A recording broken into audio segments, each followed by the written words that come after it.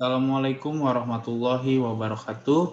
Perkenalkan, nama saya Dari Andrean, mahasiswa Sisi Poraja Haji Fisabilillah. Hari ini saya akan membahas tentang sistem ekonomi Indonesia. Pengertian dari sistem ekonomi Indonesia. Sistem ekonomi dapat diartikan sebagai sistem yang mengatur perekonomian negara dalam rangka mencapai tujuan negara tersebut. Untuk mencapai tujuan tersebut tergantung pada unsur dan komponen yang terlibat pada perekonomian. Unsur-unsur yang terlibat dalam perekonomian antara lain manusia sebagai subjek, barang dan jasa sebagai objek, serta seperangkat kelembagaan yang mengatur kehidupan perekonomian, termasuk lembaga ekonomi, cara kerja, peraturan, kebiasaan, perilaku, dan etika masyarakat. Pengertian sistem ekonomi ialah mencakup seluruh proses dan kegiatan masyarakat dalam usaha memenuhi kebutuhan hidup atau mencapai kemakmuran. Sistem ekonomi adalah suatu kumpulan dari aturan-aturan atau kebijakan-kebijakan yang saling berkaitan dalam upaya memenuhi kebutuhan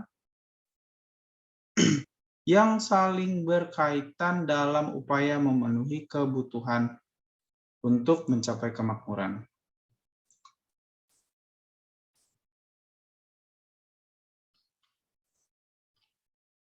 Nah, macam-macam sistem ekonomi terdiri dari 4. Yang pertama ada sistem ekonomi tradisional, lalu ada sistem ekonomi komando, sistem ekonomi liberal, dan sistem ekonomi campuran. Nah, paling pertama yang akan kita bahas itu terkait sistem ekonomi tradisional. Pengertian sistem ekonomi tradisional. Dalam menjalankan perekonomian suatu negara dibutuhkan sebuah sistem yang dibuat sedemikian rupa sehingga dapat mengalokasikan sumber daya milik negara tersebut pada seluruh rakyatnya.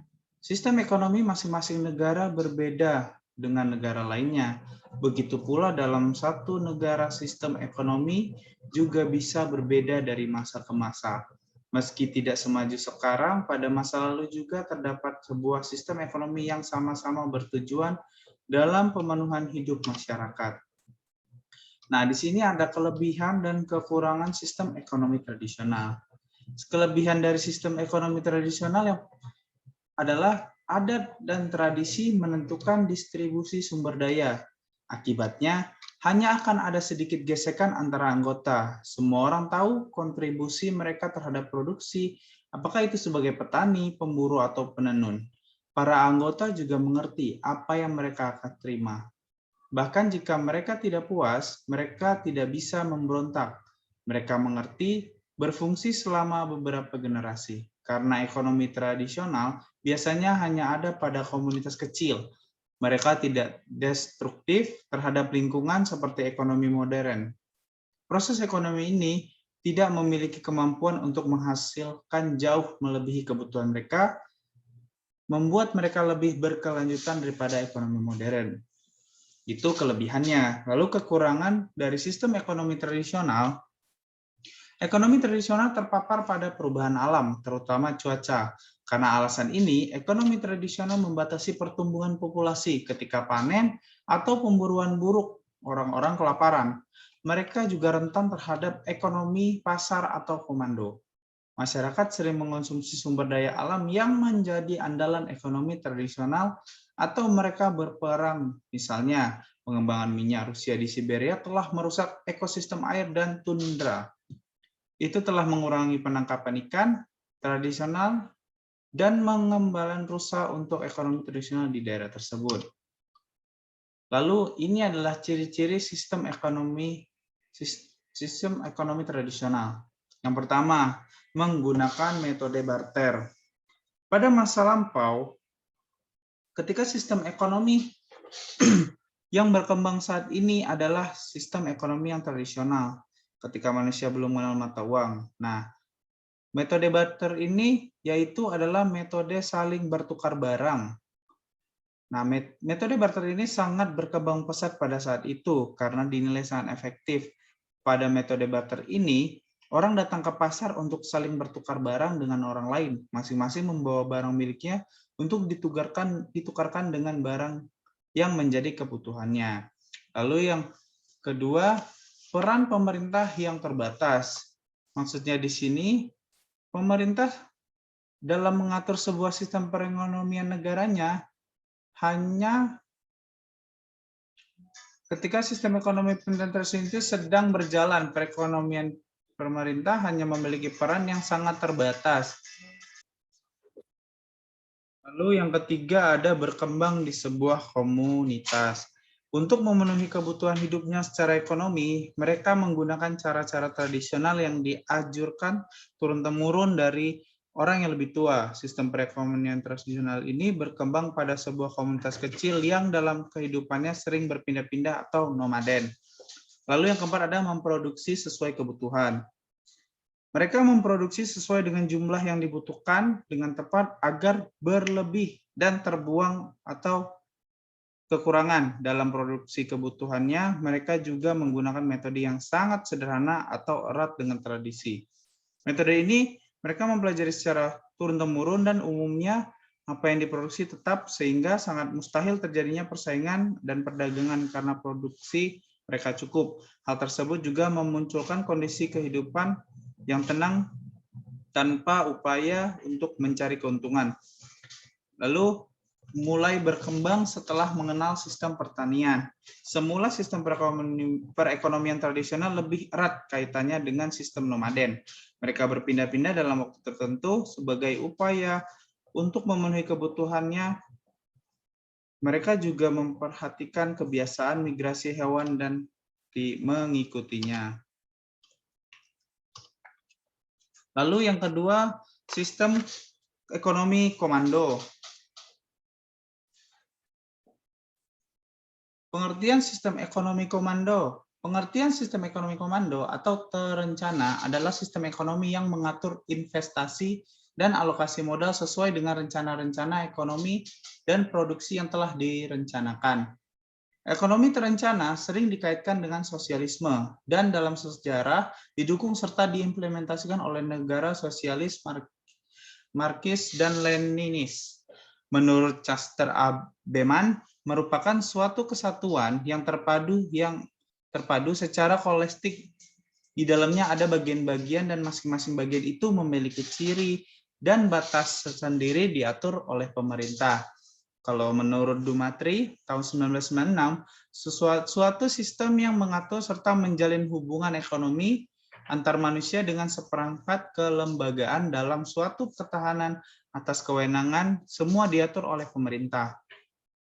Lalu fungsi sistem ekonomi komando. Yang pertama, menghindar terjadinya monopoli pasar.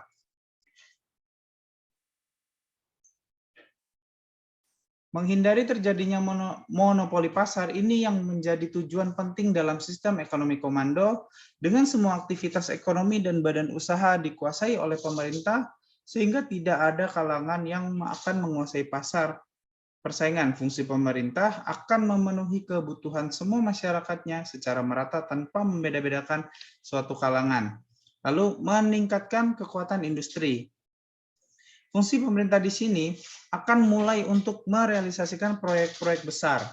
Dengan satu komando, Presiden sebagai kepala pemerintahan sekaligus kepala pemusatan di bidang industri. Lalu fungsinya kesejahteraan sosial menjadi prioritas utama. Dengan sistem ekonomi komando ini menghilangkan kesenjangan sosial antara masyarakatnya, terutama pada perbedaan pendapatan dari masing-masingnya. Dan kesenjangan antara si kaya dan si miskin akan berkurang. Lalu percepatan pembangunan nasional. Jadi tidak perlu menunggu investor swasta, tetapi fungsi membuat pemerintah sebagai pemegang kuasa penuh terhadap pembangunan nasional seperti pembangunan infrastruktur, pembuatan jalan tol, membangun fasilitas kesehatan dan fasilitas umum lainnya. Lalu yang terakhir, mengurangi tingkat pengangguran. Dengan sistem ekonomi komando, setiap masyarakat akan diberikan kesempatan yang sama khususnya pekerjaan dari pemerintah. Dengan begitu, tingkat pengangguran akan rendah guna untuk menstabilkan pendapatan nasional dan perekonomian negara. Lalu yang ketiga, ada sistem ekonomi liberal. Sistem ekonomi liberal adalah salah satu bentuk sistem ekonomi yang memberikan kebebasan setinggi-tingginya kepada setiap orang untuk melakukan kegiatan ekonomi demi mendapatkan untuk yang sangat besar. Sederhananya, sistem ekonomi liberalis adalah suatu sistem ekonomi yang mana setiap keputusan perekonomian di dalamnya mengacu pada ekonomi pasar dan juga menjunjung tinggi setiap hak kepemilikan pribadi.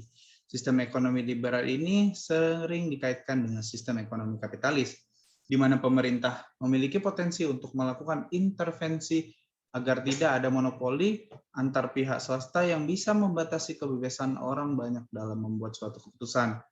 Dalam hal ini, pemerintah tetap menyediakan fasilitas umum walaupun sistem ekonomi liberalis bisa dinikmati pasar bebas. Lalu ada kelebihan dan kekurangan dari sistem ekonomi liberal. Kelebihannya, sistem ekonomi liberal memiliki kelebihan dalam sistem ekonomi pasar yaitu sebagai berikut. Yang pertama, mengembangkan inisiatif dan kreasi pada masyarakat untuk mengatur kegiatan perekonomian, lalu menciptakan dan meningkatkan persaingan untuk bisa maju. Setiap orang memiliki hak yang sama dalam memiliki sumber produksi, baik itu barang ataupun jasa, lalu meningkatkan efisiensi dan efektivitas tinggi demi mencari keuntungan.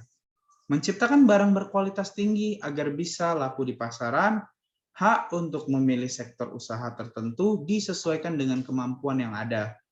Tingkat produksi akan didasari dengan kebutuhan masyarakat. Nah, itu kelebihan dari sistem ekonomi liberal.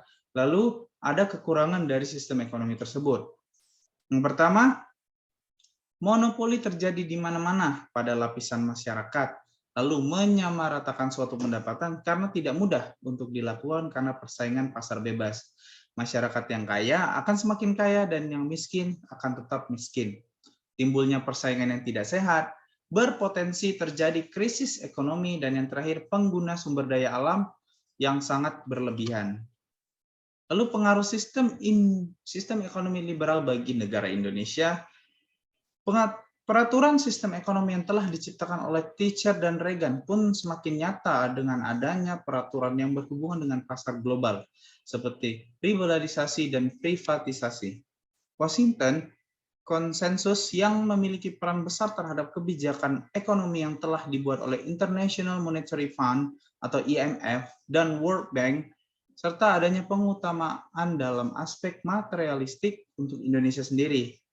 Proses pelaksanaan berbagai agenda sistem ekonomi liberalis ini berlangsung secara masif pasca adanya badai krisis moneter di tahun 1997 dan 1998. Beberapa kebijakan ekonomi yang ada pada pemerintah saat ini juga tampaknya masih cenderung mengikuti paham sistem ekonomi liberalis. Hal ini terlihat dari adanya kebijakan yang tidak berpihak pada rakyat, seperti diwajibkannya PT Pertamina untuk bisa bersaing dengan perusahaan minyak asing dengan standar harga yang tinggi, memberikan ruang bebas pada pihak asing untuk mengisi posisi penting dalam sektor BUMN, serta ditariknya subsidi listrik untuk kalangan kelas bawah. Lalu yang terakhir dari sistem ekonomi ada sistem ekonomi campuran. Pada suatu badan ekonomi, di dalamnya terdapat suatu sistem pasar dari alokasi sumber daya dan perdagangan, kebijakan pasar bebas, jalan yang bersanding dengan campur tangan pihak pemerintah. Implikasinya, sistem ekonomi campuran bisa timbul saat pemerintah melakukan intervensi mekanisme pasar bebas dengan menciptakan BUMN, peraturan, subsidi, pajak, dan tarif tertentu. Pengertian sistem ekonomi campuran lainnya adalah suatu sistem yang mencampurkan karakteristik pasar, kebijakan, dan ekonomi tradisional dan tempat tersebut. Sistem ekonomi ini pun memiliki beberapa karakteristik kebijakan ekonomi pada bidang tertentu yang dianggap strategis. Hal ini dilakukan agar pemerintah mampu melindungi rakyat serta mekanisme pasar di dalamnya. Lalu tujuan ekonomi campuran. adalah dalam sistem ekonomi campuran, pihak pemerintah selaku pengendali dan pengawas akan bekerja sama dengan berbagai pihak swasta untuk bisa menjalankan perekonomian. Sehingga tidak bisa dipungkiri bahwa campur tangan pemerintah dalam hal ini memiliki tujuan antara lain. Yang pertama, pemerintah akan cenderung lebih melakukan pengendalian dan pengawasan atas tindakan ekonomi bisnis warganya, sehingga sistem ekonomi ini mampu menghasilkan kestabilan ekonomi yang lebih terjamin agar warganya bisa lebih fokus dalam meningkatkan kesuksesan UMKM. Pemerintah akan memberikan jaminan sosial dan pemerataan pendapatan terhadap warganya. Hal ini dilakukan agar warganya mampu mendapatkan kestabilan ekonomi yang lebih rata. Menghindari terjadinya monopoli, karena pemerintah akan melakukan pengawasan dan juga mengendalikan terhadap penetapan harga, walaupun di dalamnya pihak pemerintah melakukan kajian terhadap mekanisme pasar. Lalu memberikan kebebasan bagi tiap individu untuk lebih kreatif dalam berbisnis. Sehingga nantinya akan banyak jenis bisnis dalam pasar bebas, namun tetap dalam kontrol pemerintah. Pihak pemerintah berwenang dalam menciptakan peraturan dan kebijakan fiskal ataupun moneter di dalamnya demi sistem perekonomian bisa berjalan dengan lancar tanpa terjadi masalah ekonomi seperti pengangguran atau penyebab lainnya yang bisa mengakibatkan inflasi tinggi. Lalu sistem ekonomi Indonesia. Sistem ekonomi yang dianut Indonesia adalah demokrasi. Sistem ekonomi yang berdasarkan Pancasila dan Pasal 33 Undang-Undang 1945, sistem demokrasi ekonomi yaitu sistem ekonomi yang berasal dari rakyat, dikerjakan oleh rakyat, dan ditunjuk untuk kepentingan rakyat. Ciri-ciri positif dari demokrasi ekonomi Pancasila. Yang pertama, perekonomian disusun sebagai usaha bersama berdasarkan asas kekeluargaan. Dua, cabang-cabang produksi yang penting bagi negara dan menguasai hajat hidup orang banyak dikuasai oleh negara. Yang ketiga, bumi, air, dan kekayaan alam yang terkandung di dalamnya dikuasai oleh negara. Keempat, warga negara memiliki kebebasan memilih pekerjaan yang dikehendaki. 5. Hak milik perseorangan diakui dan pemanfaatannya tidak boleh bertentangan dengan kepentingan masyarakat. Lalu yang terakhir, potensi, inisiatif, dan daya kreasi setiap warga negara dikembangkan sepenuhnya dalam batasan yang tidak merugikan kepentingan umum. Lalu sistem perekonomian Indonesia sangat menentang adanya sistem free fight liberalism, etatisme, dan monopoli.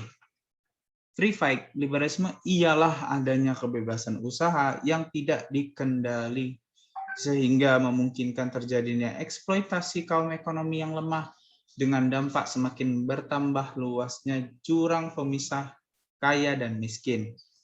Etatisme yaitu keikutsertaan pemerintah yang terlalu dominan sehingga mematikan motivasi dan kreasi dari masyarakat untuk berkembang dan bersaing secara sehat. Monopoli, suatu bentuk pemusatan kekuatan ekonomi pada satu kelompok tertentu sehingga tidak memberikan pilihan lain pada konsumen untuk tidak mengikuti keinginan sang monopoli. Sekian yang dapat saya sampaikan. Itu saja materi tentang sistem ekonomi Indonesia. Semoga bisa membantu teman-teman yang mencari materi terkait tentang sistem ekonomi Indonesia. Sekali lagi saya ucapkan terima kasih. Wabillahi taufiq wal hidayah. Wassalamualaikum warahmatullahi wabarakatuh.